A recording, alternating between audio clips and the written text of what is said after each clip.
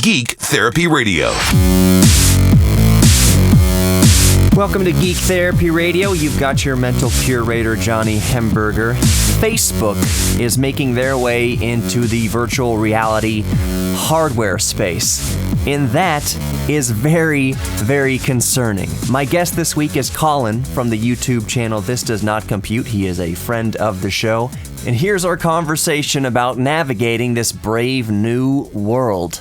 Facebook just doesn't have any, I don't think they have any business being like in the hardware market like that.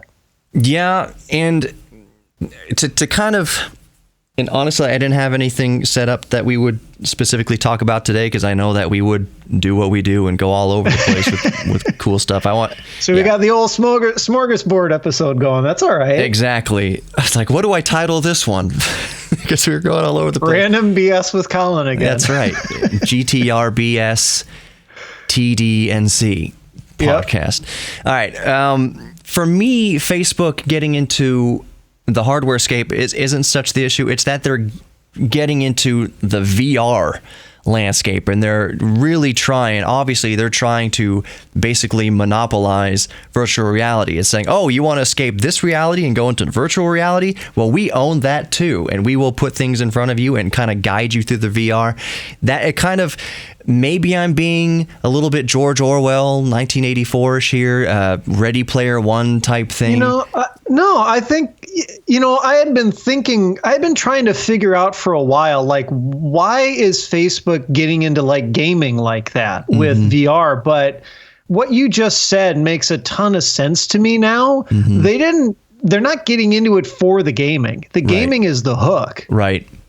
The VR, the gaming is the hook to get you into VR. Their ultimate goal with VR is the next evolution of Facebook. Right. It's to get you past just the 2D smartphone app web page and deeper into their ecosystem, which if it was any other company, you'd be like, okay, yeah, whatever. Like you just knew it wouldn't succeed. Right. But considering just how influential and pervasive that Facebook is, I think there is a real concern there about, them being even more intrusive in people's lives and monopolizing more of people's time, like, ending up with kind of zombies. It's like, you remember that Star Trek The Next Generation episode? It was an early one where they all got like addicted to playing that stupid game. Yeah. And it was the headset thing. Yeah. Yep. Like, I don't think where Facebook is going, if that is their plan, like, I don't think that's too far off from the truth. No, I 100% agree. And I'll tell you something. I can tell we're going to talk about this for a while. I can tell you something. Having had Oculus for the past couple of years, VR is awesome. Playing Half-Life Alyx in VR is just absolutely staggering. To me, Half-Life Alyx is kind of like the flagship for a VR gaming experience. I know some people might disagree with that, and there's a lot of other VR games like that, but Half-Life and Valve making a major release like that in VR, it's unlike any other VR game I've ever played. But you still know that, I still know, at least I can only speak for myself, that I'm playing a video game, that while it's cool and while it's in VR and I'm leaning over corners and there's face huggers climbing on my face and I'm shooting things and turning over corpses, and I know that I'm playing a video game. As immersive as it is, I still know that I'm in the room upstairs with my PC and I can bump my hand into the edge of the desk or whatever if I'm not careful. I'm aware of what I'm doing.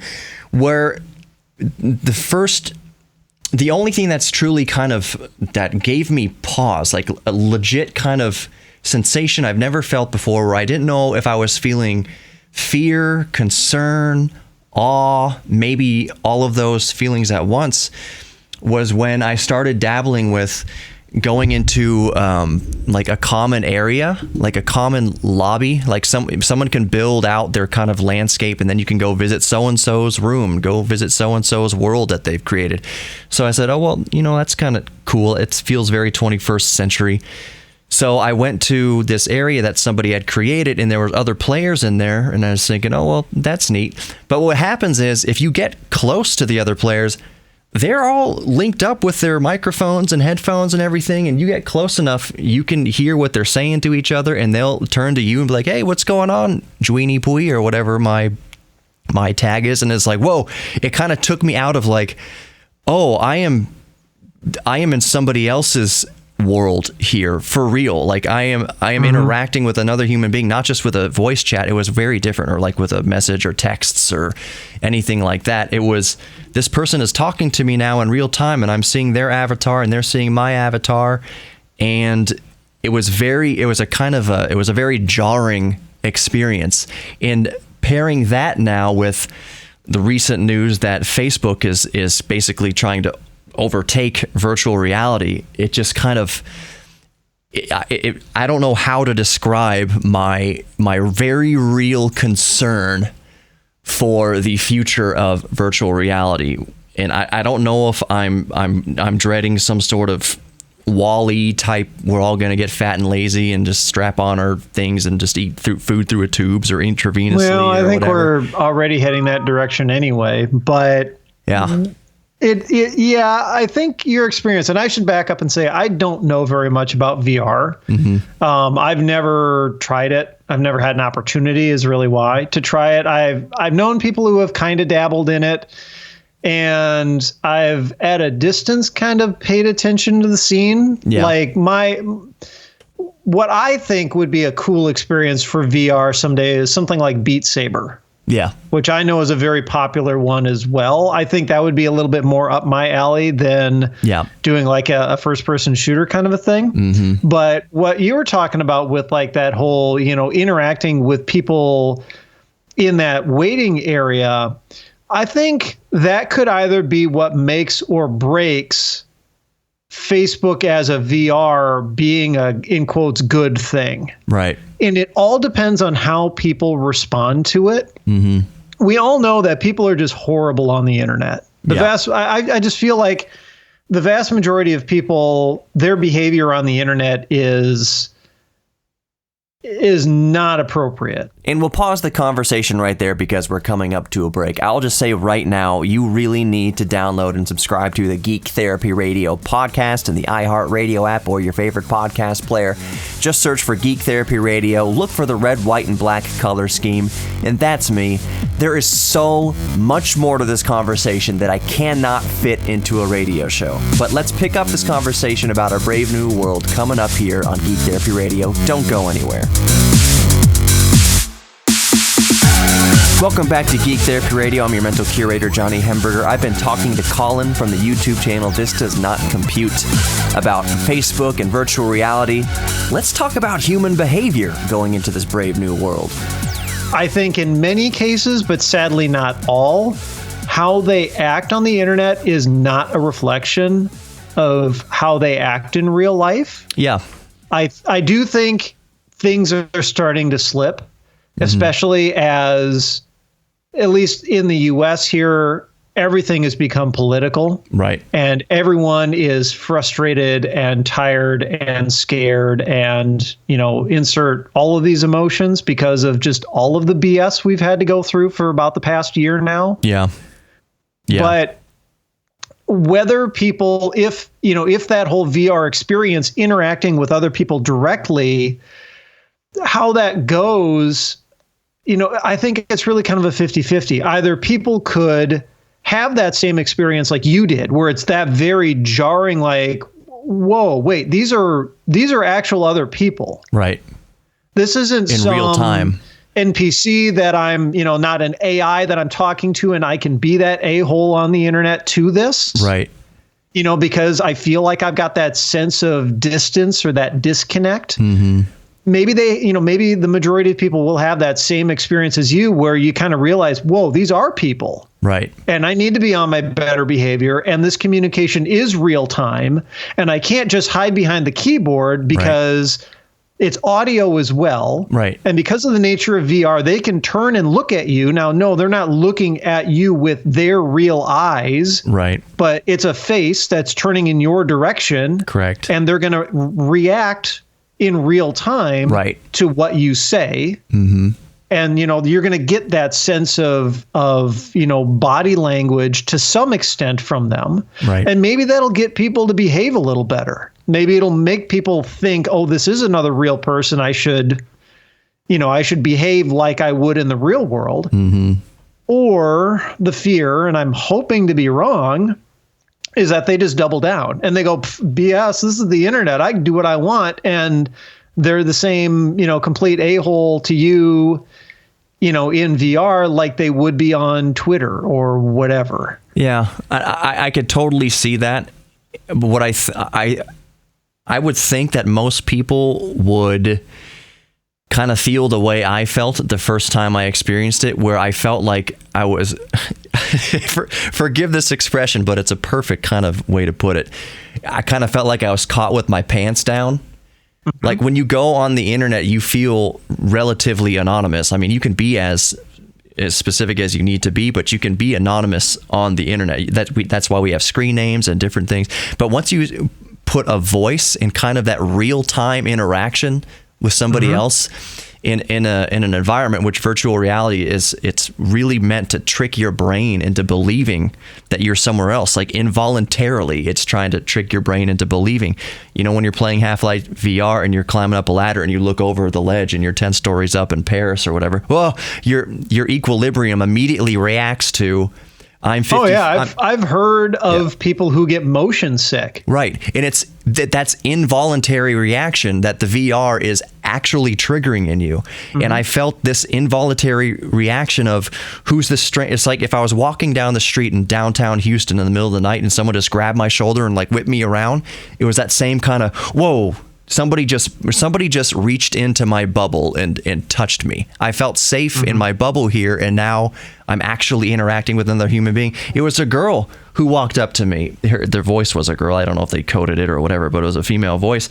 And I was just standing there on the balcony kind of looking at mountains or whatever. And this girl in VR walks up and is like, hey, do you want this? And I'm like, what? That was like my first, what is this? And at first I was like, are you a real person? Are you a AI or whatever? She's like, no, I'm Stephanie. I'm in Toronto. I have this like bow and arrow.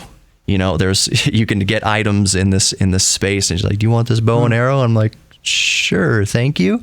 And she kind of like followed me around a little bit.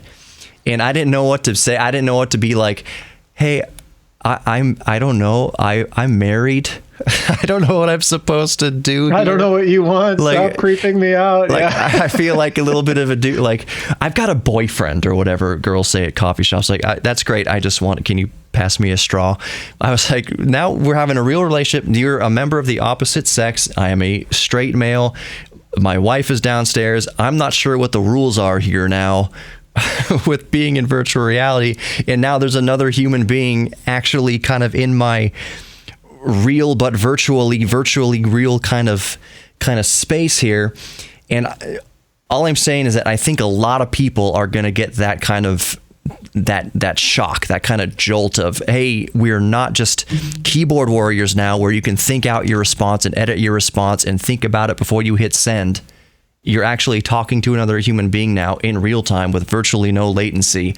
Whatever you say is out there, and you bet your bottom freaking dollar that if Facebook owns all of it, they will have all of the audio and all of the interaction and everything, all the data from where you moved around in this space and what you said, where and when, and have the recording of it. It's all going to be in the cloud on a server somewhere to use for whatever reason. Usually it's just going to be to serve up real-time ads to like I noticed you were talking about this topic. We have this thing on sale. Exactly. I know that's what it'd be used for. Yeah. There's speculation and it kind of comes up from time to time about Amazon's role in murder cases. Like, can you subpoena Amazon Alexa? Oh yeah, the recordings. Yeah. And so which begs the question. And I talked about this a year or two ago when this concept first kind of came up, and not a jury, what is it? Not a judge, a lawyer or something was trying to subpoena Amazon to give up the recordings. And I said, that really puts Amazon in a tight spot.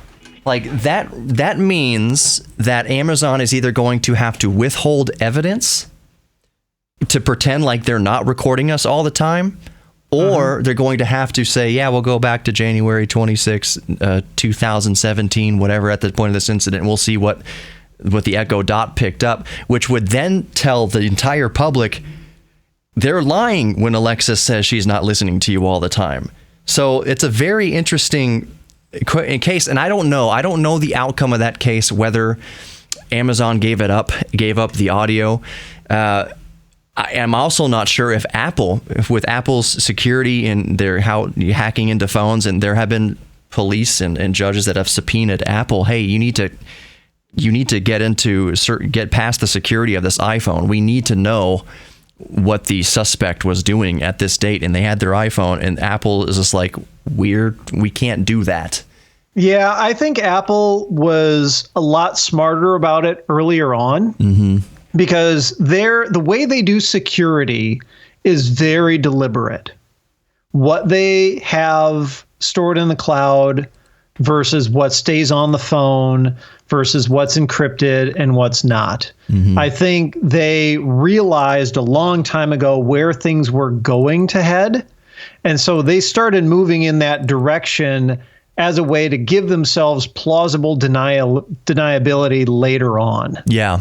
Right? So there's a reason why they don't record the mic on your iPhone or your watch all the time. Yeah. Right? Like Alexa and the Nest products and all that, they're always listening. Right. And they're always sending that audio, or most of the time sending that audio out to the services, which is how you can end up in those cases like you were describing, where, Amazon may have a recording of audio that Alexa wasn't necessarily triggered by. Yeah.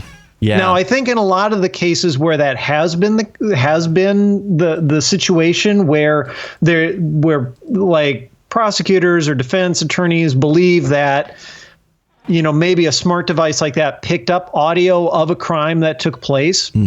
I think in most of the cases, it was actually after Alexa had been activated. Right. Or, like it was maybe not while a crime was occurring, but as circumstantial kind of evidence, maybe two people plotting a crime, and one of them yelled to Alexa, hey, Alexa, play this music or whatever. And then put a gun in my shopping cart.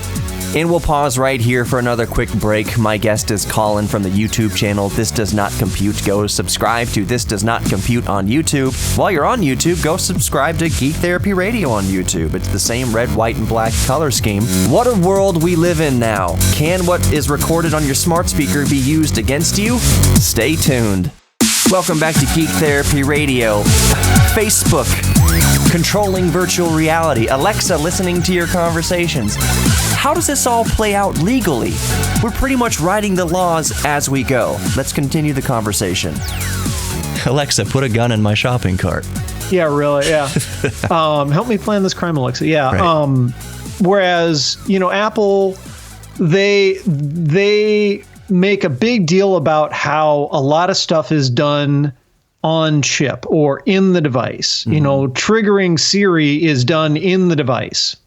Right. Instead of it needing to be sending the audio out to have the servers in the cloud figure out, is that something that this person is asking for versus just random background audio. Right.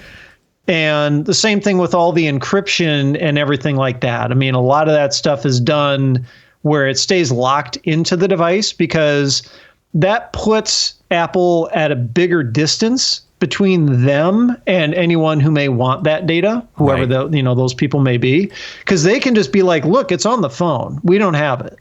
Yeah. Because we value our customers' privacy and security, we encrypt these phones, to protect them. Yeah. So if you want the data, you need to get it off the phone. Right.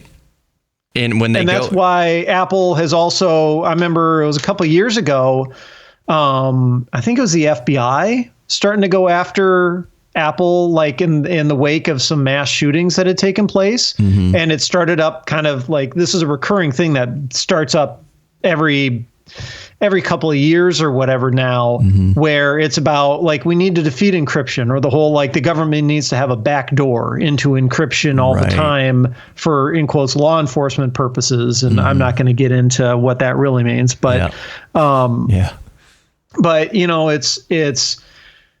it's Apple just kind of continuing to be like, look, here's the device. It is what it is. Once it leaves our factory, we're not responsible for that stuff anymore. Yeah. And Apple also says, though, because they're not going to like completely push any sort of law enforcement away for fear of really angering law enforcement, to get them to be able to compel a company like Apple to intentionally defeat the encryption. They've got this nice balance going where they'll be like, look, what you're looking for is on the phone itself. We can't help you, but we will send you what we have in that user's iCloud account or something like that.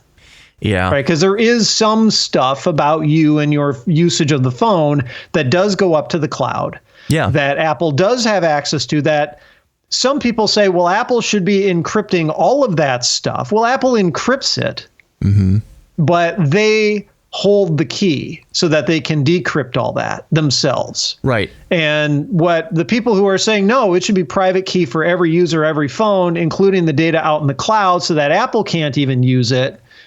Well, that's only going to backfire. Apple needs to be able to, they need to be able to participate to some extent, so that they can be in this, it's a precarious place to be, but they're in the middle. Right. Trying to do the best thing that they can for the end users while also not angering law enforcement too much. Right. And that's something that I hope other companies can maybe start to work that balance into as well. Because I think, honestly, that's kind of the only place that a company can be. Yeah.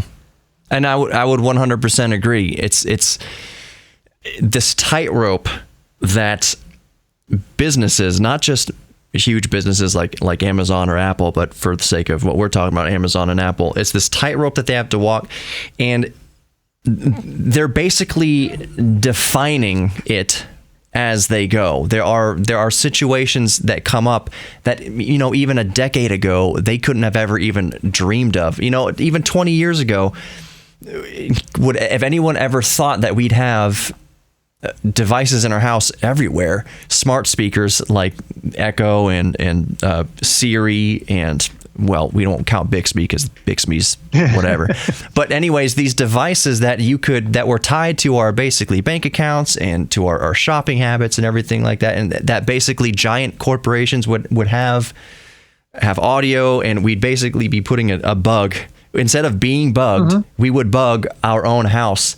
And now the EULA, the user agreement, and then the agreement between these big companies, what they do with this device, and the government and with law enforcement, it's this kind of brave new world that we're entering into, and we're navigating and writing protocol and writing laws and deciding, and we're setting precedents like right now as we go, because the human race we've never been here before. This is such uncharted territory with how culpable and how liable is Apple, for instance, if their iPhone, the customer's iPhone, was found at a murder scene, and they know that there's probably audio recordings on that iPhone that they can't get to because it's encrypted. There's probably GPS statistics and data where they've been with Apple Maps and Google Maps that they can't get to because the phone's encrypted, because the iris scans and facial recognition, all sorts of T2 things they can't get into.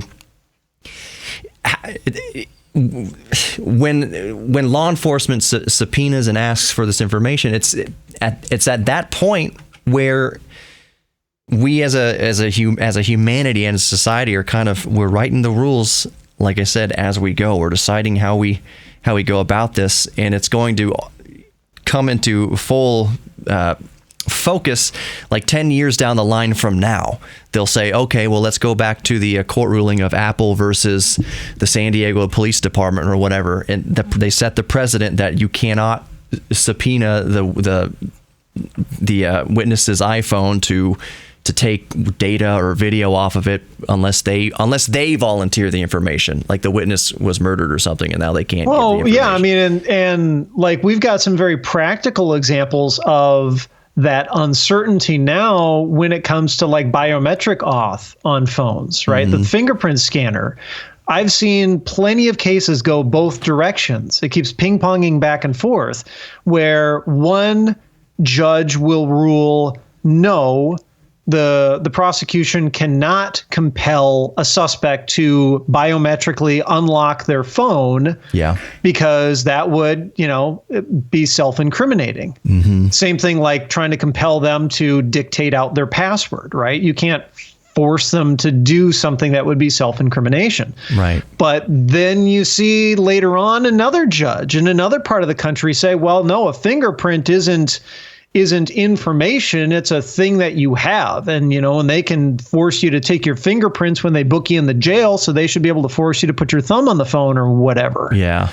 And that, again, is where Apple is kind of thinking, how do we protect our users the best we can, kind of while still sitting in the middle. Yep. And, people always get frustrated by how like Face ID or Touch ID on their phone every once in a while makes them have to put their password back in. Like it's not like just always every single day, every single time. All you got to do is put your thumb on there. Right. And like same thing with other phones, like my Samsung phone for work. I've got an S10 and it's got the in-screen thumbprint reader, which is fantastic. Yeah. But every couple of days, I go to unlock the phone and it's like, nope, you need to put your password in. Yeah. Well, they do that intentionally so that they figure by the time, if you were accused of a crime, by the time they got around to trying to get you to unlock the phone, the timer will have expired where the biometric option is no longer valid. Where you have to put the password in. Suddenly now it's a much more clear, Fifth Amendment kind of thing. Right.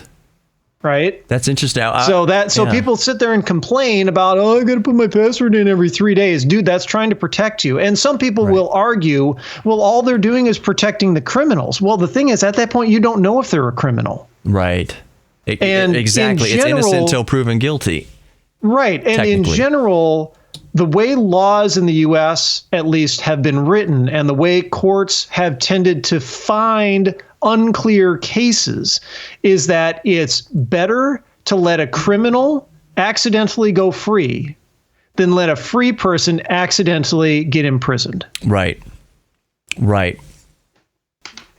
That it's so interesting to think about. Like one of the first things I said when I started the show in 2017, it was one of my first broadcasts and podcasts, which I don't advise anybody go back and listen to. Like if you already think don't watch any of my early videos either. Exactly. They're junk. But I brought up a very interesting point that I do go back to every once in a while when I'm feeling all spiced up and saucy. It's that I predicted that 2020 would be the start of like a new epoch in human history, and that wasn't any sort of commentary on that's because so you jinxed us all. Thanks, dude. Yeah, I know, man. This is not the epoch that I wanted. Yep. I wanted the flying cars and the food rehydrators and the transporters and the hoverboards. And what did we get? We got just like all sorts of BS. I know, dude. And I kind of feel bad. We're regressing as a human race. It's horrible. Yeah. And you can go back a couple years. I said, watch the early 2020s. There's going to be a very distinctive. You're all going to notice this shift, and I don't mean that in like politics, like this politician is going to win or this politician is going to win. I mean all of it's going to come together, and we are going to navigate as a species how we go into the next 1,000 years of humanity. It's all coming to a head. How will we navigate our future? More Geek Therapy Radio coming up. Welcome back to Geek Therapy Radio. There's an extra 45 minutes to this conversation I can't fit into the radio show. GeekTherapyRadio.com for more info on hearing all of it. But let's continue. By that, I just mean we have all of this technology has come to a head, and it's coming to a head in the early 2020s. We're getting towards the end of Moore's Law, which means there's going to be more pressure on either A, of course, elegant coding. That's kind of the easier way. And B, quantum computing. You're going to see that the end of Moore's Law, the slowdown of Moore's Law, kind of forced the issue of quantum computing, all in correlation with the cloud and with AI and with deepfake and everything else going on. It's going to be this jungle to navigate. And what we were just talking about with Facebook buying up VR, and that paired up with deepfake, and that paired up with AI, it's all kind of coming to a head right now. And that's interesting, because you're looking at it from that technical aspect of quantum computing and all this kind of stuff. What I'm looking at it from is the societal impact. Right. Like we are now at a point where we can get away with having mass number of people work from home. Right. Having mass numbers of children learn from home. Has it been perfect? No, because we had to do all of this in a hurry. Right. But even 5 years ago, I don't think we would have been in a position to be able to do it as effectively or as quickly as we pulled it off. I agree. For some people, it was absolutely seamless. I agree. Just switching to work from home. But even then, on top of that, now we've got all these other changes. You've got all these people from home. It's spurring other major impacts to the economy and to business, where retail sales have seen dramatic impact, where food service has seen dramatic impact. Like entire industries, the live events community is just gone. Right.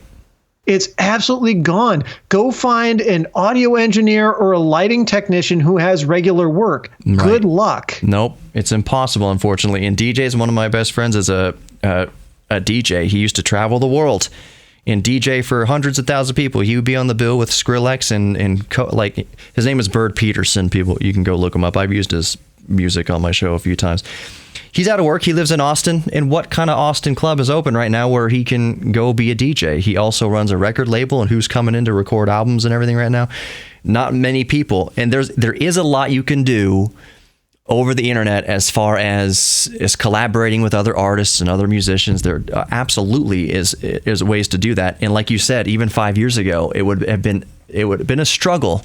It would have been a struggle to record an album entirely on your own, collaborating with other artists who are not in the same room with you. And yeah, you lose the vibe when they're not in the same room with you, but technology has allowed for, USB microphones to get better and internet connection to get better. The cloud and Dropbox, man, the cloud and Dropbox and all that was the biggest godsend in my mind to music production, because now I could work on a project on my laptop at work and have all my files, all the project stuff saved to Dropbox, and then I go to my desktop PC, my main studio production rig, and it's all just there waiting for me.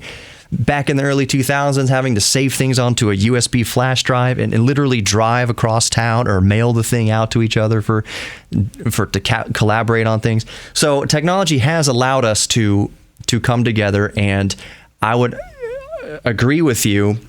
And I also want to say that when I say that it's all coming to a head now in 2020 and the early 2020s with Moore's Law and AI and the cloud and quantum computing and all that, I don't necessarily think that it definitely means some sort of doom and gloom outlook. I just mean that human beings now have this unwieldy power that we've never had before. And right now is when we decide, are we going to do good with it or are we going to do bad with it? It's kind of like when we figured out nuclear fission and how to separate atoms. On one end of the spectrum, we used it to level 2 cities in World War II. We're not going to get into the strategy of all that and whatnot, but we used radiation and nuclear energy to harm, to kill, but we've also used it to treat cancer and help with medicine. So that's what I think. And produce power. Exactly. So we have this tool. We have quantum computing coming up. We have AI in the cloud and everything all coming together. It's like humans are going to use anything. There are going to be some people that are going to use all this power and all this technology for bad, but there's also going to be the bigger element of humanity that uses it to conduct school online so kids don't get left behind in their studies and they can stay on track and graduate on track. And all of that, I 100% agree. 5 years ago, 10 years ago, definitely would have been difficult. One thing I mentioned in like March when the lockdown first happened is it'll be interesting to see how the grid and how ISPs handle the extra workload of voice over IP and web conferencing and video conferencing and all this stress, quote unquote, that's going to be put on this infrastructure to conduct business online now, almost 95% online right now. And it turns out in one study I was reading, Ars Technica months ago, it was like Xfinity hasn't even begun to stress the infrastructure that Comcast and Xfinity had put in place. No, and that just goes to show. So like my own Patreon supporters and YouTube followers know I work in IT. So I'm a network engineer. Yeah. And I work at a level where it's not like home internet connections. I mean, I'm much deeper into the bowels of the internet than that.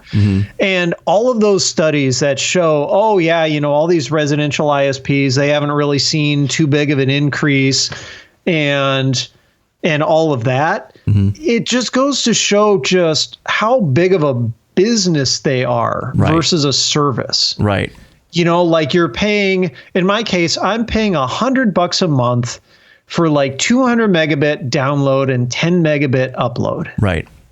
$100 a month for that. And you look at, and I've talked to people in this position, other countries like those in Europe, for that level of service, they'd be paying like $20. Right. And it probably wouldn't even be that slow. Like it would be synchronous. It would be 200 megabit both directions. Right. Oh, and with no data cap either. Right. Yeah. Like I've got a 1 terabyte a month data cap, and that counts both directions. Right. So it's like, it just goes to show how big of a load of BS the internet service providers in this country are. Yeah. At least all of the old school established ones, right? All the cable internet providers, the DSL providers, all of those that have other businesses alongside them, right? Like in the case of Comcast or Time Warner or whoever, they've also still got their TV business. Right. But they've never gotten out of the mindset of being a TV business with internet tacked onto it. Right. The phone companies that do DSL, they've never gotten out of the mindset of, well, we're a phone company with also internet. They need to flip that around. They need to realize they are internet service providers first. And we're at the point where no one gives a crap about cable TV. No one gives a crap about an analog phone line going into their kitchen at home. Exactly. They need to prioritize the internet. So we've seen this in the last 10 years or so, this big uptick, but not fast enough, unfortunately, uptick in these new style ISPs where internet's all they do. They don't do any other services on top of that, and it's all fiber. And they build out their own network. Yeah. And we've got a couple of companies here in the Minneapolis-St. Paul metro area that are doing that. Yeah. And they're trenching their own fiber through neighborhoods. It's very slow going because they have to do all that work themselves. They have to fund it themselves. They've got to get all the city permitting and red tape and all that kind of stuff going on. Right. So like they're still only covering very small parts of the metro. But it's one of those deals where, you sign up for their service and it's $60 a month for gigabit both directions, no data cap. Yes. Beautiful.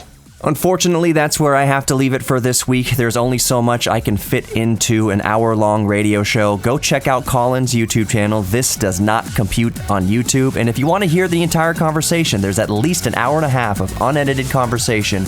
Go to geektherapyradio.com and click on the Patreon support. That's where you can grab the entire conversation.